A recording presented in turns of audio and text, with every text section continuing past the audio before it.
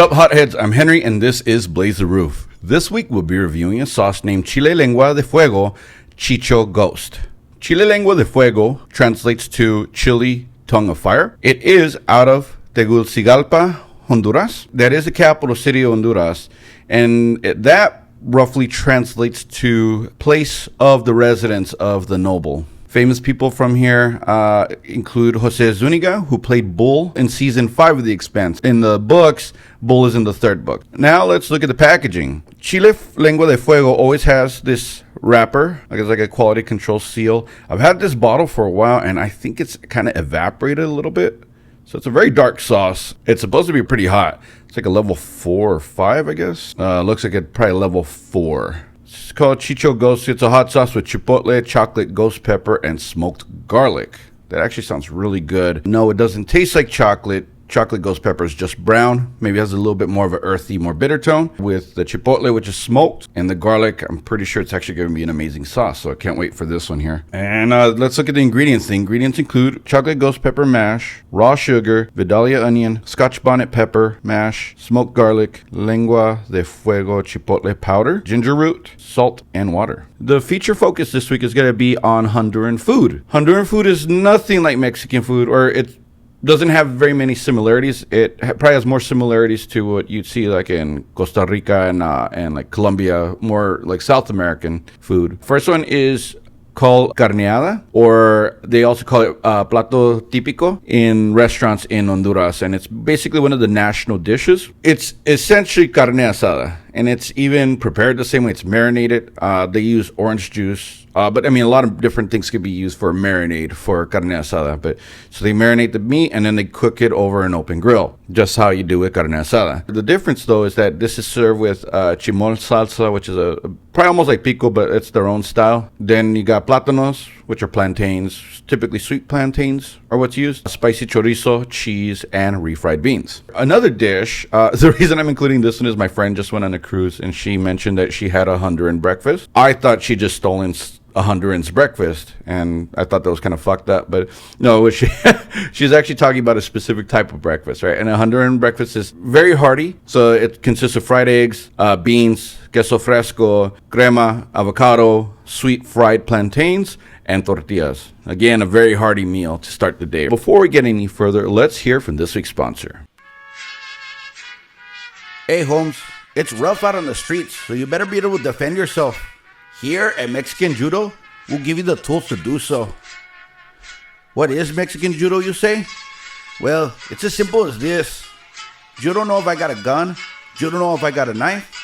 You don't know if I got 3 friends around the corner. The element of surprise is key to mastering this discipline, fool. Mexican Judo. Never let them know what you're rolling with.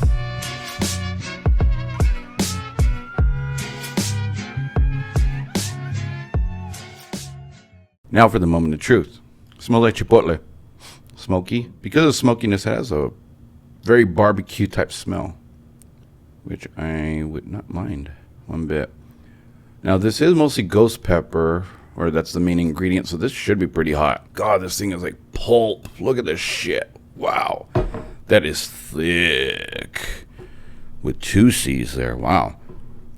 Shit. Black dude's gonna be hitting this up. Anyway. Black dudes and Mexicans will be hitting this shit up. Anyway, all right.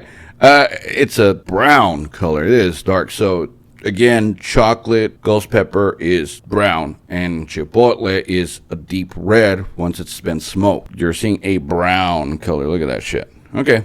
Well, it looks like I'm taking a spoonful of chocolate pudding. Pretty sure this is gonna hurt a lot more. All right, here we go. Cheers. So the heat is building in the back of the mouth. There's a lot of pulp in there. I was not expecting this to be this sweet. Wow, it is a very sweet sauce. Maybe it is like chocolate.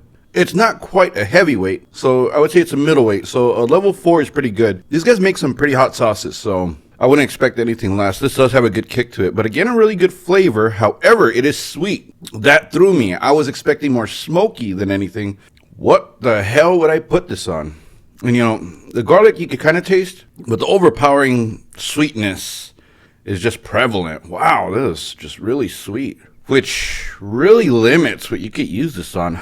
However, if you you make like chicken mole, this would probably be a good addition to that. If you have a plate with sweetness on it, like fried plantains, this would probably be a good complement to that. Especially if you're eating like pollo y tostones or something like that. That is a Honduran dish.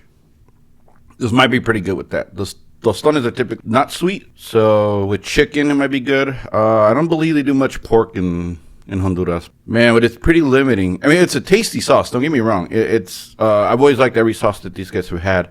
They just have very niche sauces sometimes. Like the turmeric bomb, you can only use like an Indian food. And this one you can really only use on like maybe like pork and chicken. And everything else would be kind of difficult. So would I buy this? I personally wouldn't buy it. It's too sweet for me. I just don't like sweetness in my hot sauces too often. But it's not a miss. It's a really good sauce. And so if you're looking for a little bit of sweetness. Now, this is not a dessert sauce. That's what's weird about it.